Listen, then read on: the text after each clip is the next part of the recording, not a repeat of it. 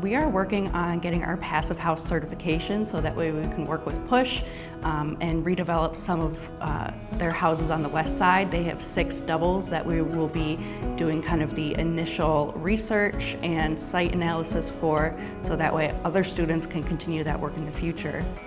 I am so excited about this project because we are going to be, I think, tripling in a few months' time the number of Passive House certified consultants in Buffalo.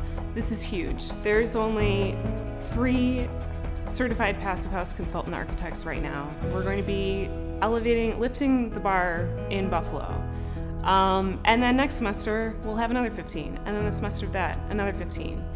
And then the really cool thing about this project is that the curriculum that we're developing in Buffalo will be able to be kind of exported to other cities. And what we're learning now, we can teach to other cities to replicate in their architecture studios. I believe it's really important to talk about climate justice and architecture at the same time, because usually the people who are most impacted by climate change are those who are most vulnerable to it. Marginalized communities often don't have the resources to be able to respond to climate change or even prepare for it. And so I believe my role as an architect is to address those issues and help those people where I can. It's been super exciting for me as a faculty member to come into the classroom and see students super engaged in these highly technical wall sections, for example, understanding how real buildings come together, the materials they use, the materials available for us to use, how construction workers assemble those materials, and getting a real understanding of what's possible, what's difficult, what's challenging, and what are the best practices available right now.